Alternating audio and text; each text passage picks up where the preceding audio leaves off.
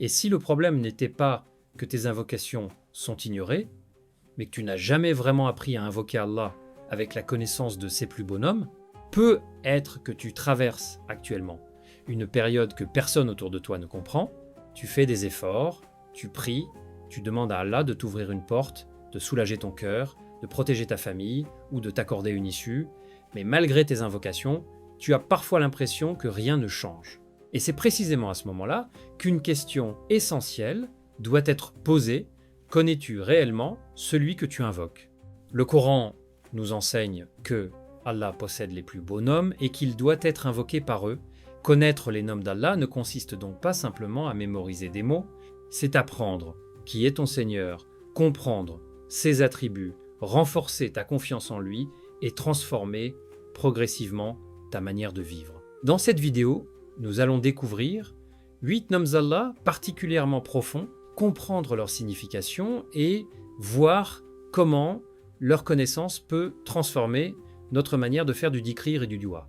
Mais attention, ne regarde pas cette vidéo comme si ces noms étaient une formule magique permettant d'obtenir automatiquement tout ce que tu désires. En islam, nous n'inventons pas des garanties que Allah et son messager ne nous ont pas données. Nous invoquons Allah avec sincérité, avec espoir, avec crainte, avec patience et avec confiance en sa sagesse. Et peut être que c'est justement cela que tu avais besoin d'entendre aujourd'hui.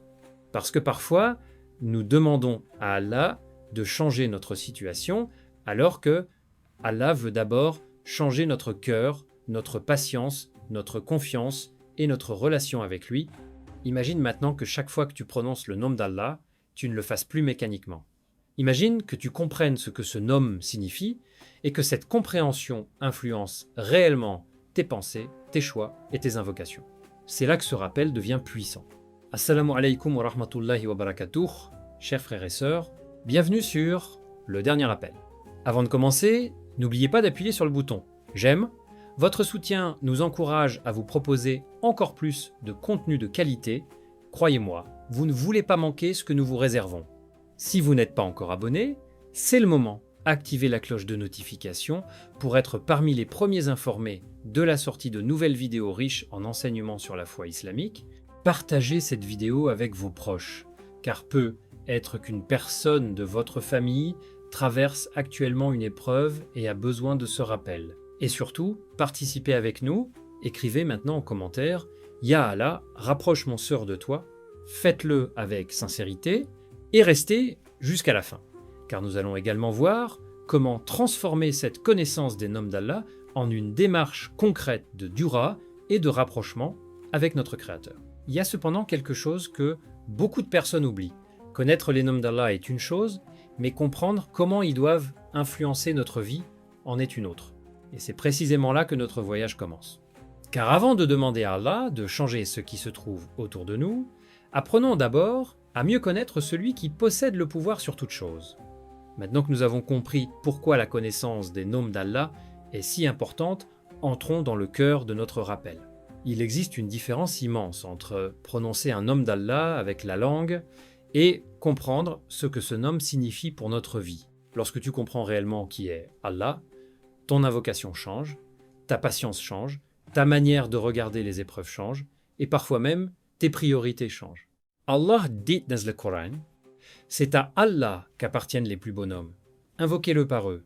Surat al-Agraf Shapte Osuta Obtsech. Cette parole nous montre que les noms d'Allah ne sont pas simplement des mots à mémoriser. Ils nous apprennent à connaître notre Seigneur et à nous tourner vers lui. Premier nom, Ar-Rahman, le tout miséricordieux. Lorsque tu prononces Ar-Rahman, rappelle-toi que la miséricorde d'Allah dépasse ce que ton esprit peut mesurer. Tu peux avoir commis des erreurs, avoir connu des moments de faiblesse, avoir perdu espoir, mais la porte du retour vers Allah reste ouverte tant que tu es vivant. Ce nom doit empêcher le croyant de sombrer dans le désespoir. Tu peux te dire « Mon Seigneur est Ar-Rahman ». Je reviens donc vers lui. Deuxième nom, Ar-Rahim le très miséricordieux. La miséricorde d'Allah n'est pas seulement une idée abstraite. Elle doit produire en toi de l'espoir et t'encourager à rechercher son agrément. Lorsque tu es éprouvé, ne laisse pas Shaitan te convaincre que Allah t'a abandonné simplement parce que ta situation n'a pas encore changé. Parfois, ce que tu considères comme un retard peut être une protection. Parfois, ce que tu prends pour une fermeture peut être une orientation vers une meilleure porte. Troisième nom, Al-Jafouar, le grand pardonneur. Combien de personnes vivent encore prisonnières de leur passé? Elles regrettent une faute, une parole, une décision ou une période de leur vie. Elles pensent « j'ai trop péché, je ne peux plus revenir vers Allah ». Mais connaître Al-Ghafour, c'est comprendre que le pardon d'Allah est immense. Allah dit « certes, Allah pardonne tous les péchés ». Surat Az-Zumar, 13 Shinon, 15 Shitrei. Ce verset n'est pas une invitation à désobéir, c'est une invitation à ne jamais désespérer de la miséricorde d'Allah et à revenir sincèrement vers lui. Quatrième nom, Al-Alim l'omniscient. Allah connaît ce que personne ne connaît. Il connaît tes larmes que personne n'a vues. Il connaît les pensées que tu n'as jamais exprimées. Il connaît les difficultés que tu caches derrière ton sourire. Alors lorsque tu fais une duba et que tu ne trouves pas les mots, souviens-toi de ceci, Allah sait déjà, tu n'as pas besoin de lui expliquer ce qu'il ignore. Tu t'adresses à celui qui connaît parfaitement ton état. Et cela donne au cœur une tranquillité extraordinaire. Cinquième nom, As-Sami, celui qui entend parfaitement. Peut-être as-tu déjà fait une invocation dans le silence de la nuit en pensant que personne ne savait ce que tu vivais. Mais Allah entend. Il entend la voix faible de celui qui l'invoque. Il entend même lorsque les paroles sont difficiles à prononcer. C'est pourquoi ne méprise jamais une petite invocation sincère. Sixième nom, Al-Basir, celui qui voit parfaitement. Tu peux cacher une situation à toute l'humanité, mais rien n'est caché à Allah. Il voit ton combat contre tes mauvaises habitudes. Il voit tes efforts lorsque personne ne t'applaudit. Il voit ton intention lorsque les autres te jugent. Alors continue à faire le bien, même lorsque personne ne le remarque. Car tu n'œuvres pas pour être vu par les créatures. Tu œuvres pour celui qui voit toutes choses. Septième nom, Al-Wakil, le garant. Celui à qui l'on confie ses affaires. C'est ici que notre rappel devient particulièrement important.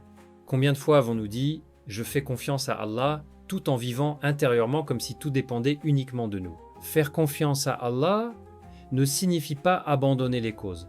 Tu travailles, tu planifies, tu consultes, tu fais les efforts nécessaires, puis tu places ton cœur dans la confiance en Allah. Le Coran dit « Et quiconque place sa confiance en Allah, il lui suffit. » Surat At-Talaq, 65 Quelle parole extraordinaire. Huitième nom, Al-Fatah, celui qui ouvre et accorde la victoire. Il existe des portes que tu ne peux pas ouvrir avec ton argent, tes relations ou ta force. Mais Allah peut ouvrir une porte que tu pensais définitivement fermée. Et parfois la porte qu'Allah ouvre n'est même pas celle que tu attendais. C'est pourquoi ne limite pas la puissance d'Allah à ton propre scénario. Tu demandes peu être une chose précise alors que Allah connaît une issue que tu n'es même pas capable d'imaginer. Mais attention à une erreur importante. Ces noms ne sont pas des formules magiques. Nous ne disons pas répète tel nom exactement tant de fois et Allah sera obligé de te donner telle chose.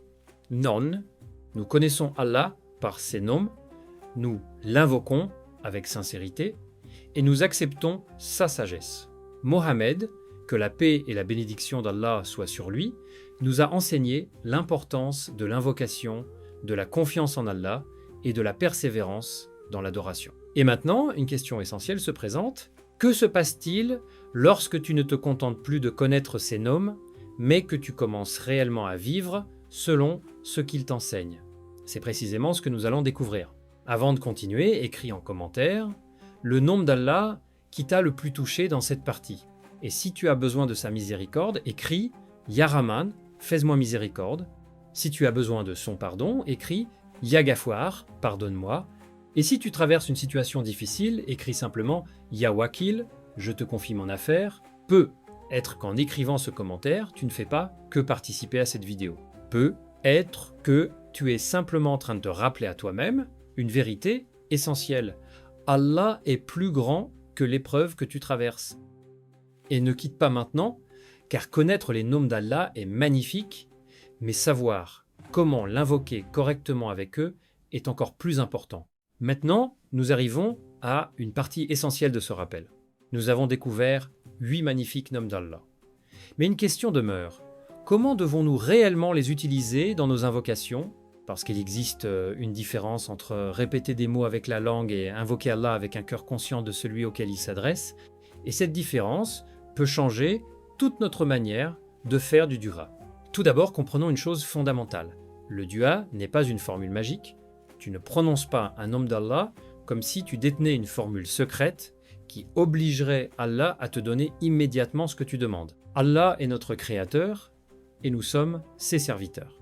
Nous l'invoquons avec humilité, avec espoir, avec crainte et avec confiance.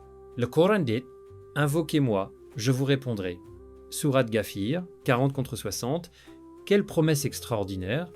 Mais cette promesse ne signifie pas nécessairement que chaque demande sera accordée exactement de la manière et au moment que nous avons choisi, Allah sait ce que nous ignorons. Tu peux demander une porte et Allah peut la fermer parce qu'il sait qu'elle aurait détruit ta vie. Tu peux demander quelque chose pendant des mois et ne pas l'obtenir alors que Allah te prépare peut être à une situation meilleure. Tu peux même considérer une épreuve comme une catastrophe alors qu'elle devient, des années plus tard, la raison de ton rapprochement avec Allah. C'est pourquoi le premier élément d'une invocation sincère est la confiance. Lorsque tu dis « Ya Allah », ton cœur doit savoir à qui il s'adresse. Lorsque tu dis « Ya Rahman », rappelle-toi sa miséricorde. Lorsque tu dis « Ya Gafour », rappelle-toi son pardon. Lorsque tu dis « Ya Alim », rappelle-toi qu'il connaît parfaitement ta situation. Lorsque tu dis « Ya Wakil », rappelle-toi que tu peux lui confier tes affaires. Voilà la différence entre une répétition mécanique et une invocation consciente. Ensuite vient la sincérité. Pose-toi cette question, pourquoi est-ce que je demande cette chose? Est-ce uniquement pour obtenir davantage de biens matériels ou est-ce que je demande quelque chose qui me rapprochera réellement d'Allah? La sincérité transforme la manière dont nous invoquons. Ensuite vient la repentance. Lorsque tu commets une faute, ne laisse pas cette faute devenir une raison de fuir Allah. Fais exactement l'inverse. Reviens vers lui, demande pardon, corrige ton comportement et recommence. Allah dit « Certes, Allah aime ceux qui se repentent constamment et il aime ceux qui se purifient. » Surat Al-Baqarah, 2212. Puis vient la patience. Et c'est probablement l'un des points les plus difficiles. Nous voulons souvent une réponse immédiate. Nous disons « Allah, donne-moi ceci maintenant ». Mais la vie d'un croyant n'est pas construite autour de l'impatience. Mohammed, que la paix et la bénédiction d'Allah soient sur lui, nous a enseigné l'importance de persévérer dans l'invocation et de ne pas abandonner simplement parce que la réponse tarde. Alors si tu as invoqué Allah hier, continue aujourd'hui.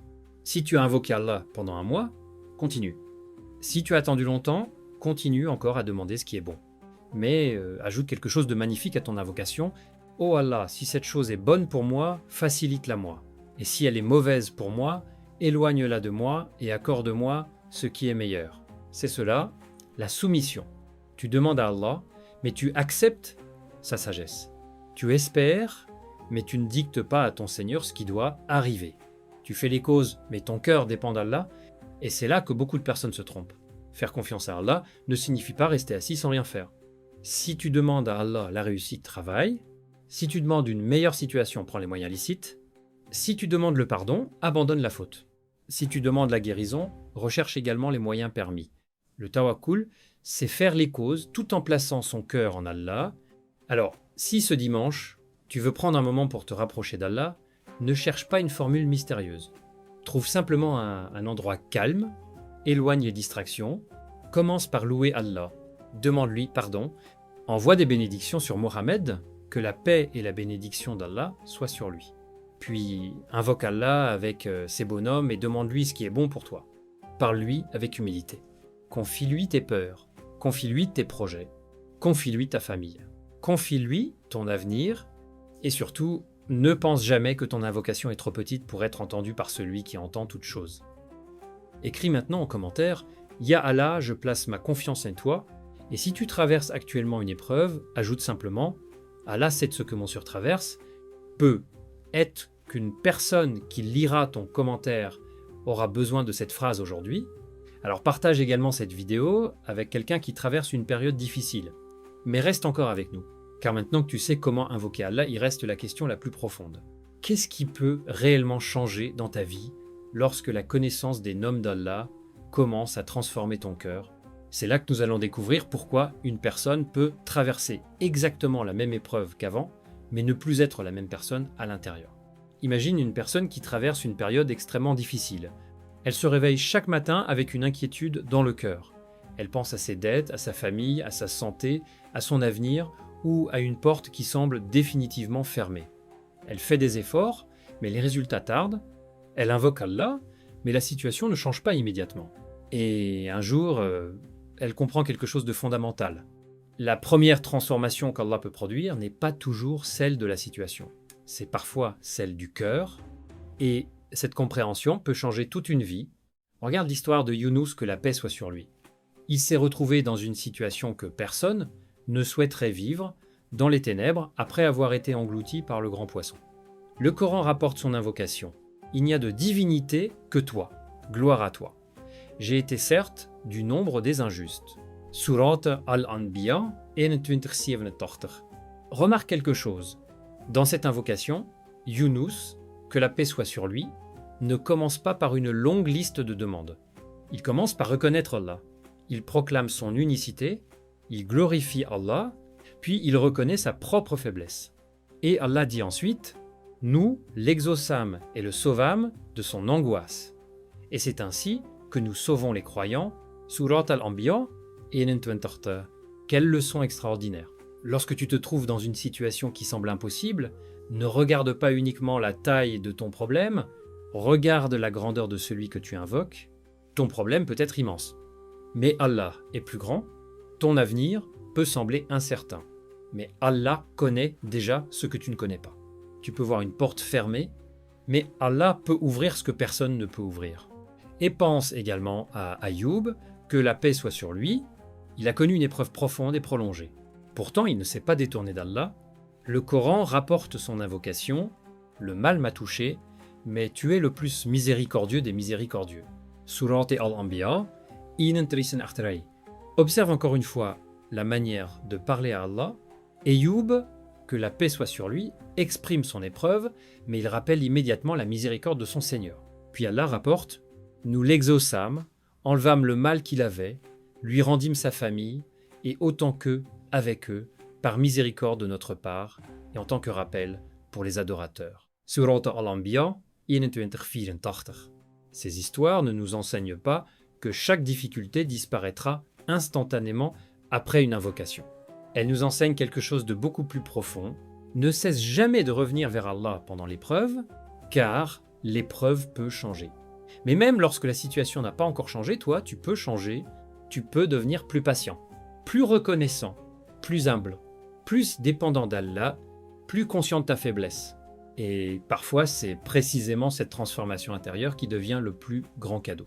Imagine maintenant quelqu'un qui avait l'habitude de paniquer face à chaque problème. Au moindre imprévu, son cœur s'effondrait. Mais après avoir appris à connaître Allah comme Al-Wakil, celui à qui l'on confie ses affaires, cette personne commence progressivement à dire « Je vais faire ce qui est en mon pouvoir, puis je confie le résultat à Allah. » Le problème existe toujours, mais son cœur ne réagit plus de la même manière. Voilà une transformation. Et lorsque tu connais Allah comme Al-Ghafour, tu ne restes plus prisonnier de ton passé. Tu te repens, tu demandes pardon, tu corriges tes erreurs, tu recommences. Lorsque tu connais Allah comme Ar-Rahman, tu ne désespères plus aussi facilement de sa miséricorde. Lorsque tu connais Allah comme Al-Alim, tu comprends que Allah connaît parfaitement ce que tu traverses. Lorsque tu connais Allah comme As-Sami, tu te rappelles que ton invocation n'est pas perdue dans le silence. Lorsque tu connais Allah comme Al-Bazir, tu continues à faire le bien même lorsque personne ne te voit. Et lorsque tu connais Allah comme Al-Fatah, tu apprends à ne jamais limiter les possibilités à ce que tes yeux peuvent actuellement voir. Mais voici un point extrêmement important: ne transforme pas ces noms en promesses financières, médicales ou matérielles garanties. L'islam ne nous enseigne pas que la simple répétition d'un nom d'Allah à un nombre précis forcera le destin à produire ce que nous voulons. Allah est le Seigneur. Nous sommes ses serviteurs. Nous demandons, nous espérons, nous faisons les causes et nous acceptons sa sagesse. C'est cela la véritable transformation. Peut être que tu regardes cette vidéo parce que tu demandes actuellement quelque chose à Allah depuis longtemps. Peut être que personne ne connaît la bataille que tu mènes intérieurement. Peut être que tu souris devant les autres alors qu'au fond de toi, tu es épuisé. Alors écoute attentivement, ne pense pas que ton épreuve signifie automatiquement qu'Allah t'a abandonné. Les prophètes eux-mêmes ont connu l'épreuve. Younous, que la paix soit sur lui, a connu les ténèbres. Ayoub, que la paix soit sur lui, a connu la maladie et la souffrance. Yaqub, que la paix soit sur lui, a connu la douleur de la séparation, mais ils sont restés tournés vers Allah. Alors, si tu traverses une épreuve aujourd'hui, fais tes efforts, cherche les moyens licites, demande conseil lorsque cela est nécessaire, et surtout, ne coupe jamais le lien avec Allah. Écris maintenant en commentaire « Ya Allah, je te confie mon épreuve ». Et si tu as une personne chère qui traverse actuellement une difficulté, partage cette vidéo avec elle, peut être que ce rappel arrivera au moment précis où elle en a besoin. Et ne quitte surtout pas maintenant, car nous allons passer à la dernière étape, comment transformer ce rappel en une action concrète, sans superstition, sans promesse inventée et sans attendre un miracle automatique. Le véritable objectif n'est pas simplement de répéter 8 noms, le véritable objectif est de connaître Allah davantage, de l'invoquer sincèrement et de laisser cette connaissance transformer ton cœur. Nous sommes arrivés au moment le plus important de cette vidéo, parce qu'écouter un rappel pendant quelques minutes est une chose, mais transformer ce rappel en action, c'est autre chose. Tu peux regarder 100 vidéos sur les noms d'Allah, mémoriser des dizaines de versets et entendre des centaines de rappels, mais si rien ne change dans ton cœur, dans tes prières, dans tes invocations, dans ton comportement et dans ta relation avec Allah, alors tu risques de simplement accumuler des informations sans véritable transformation.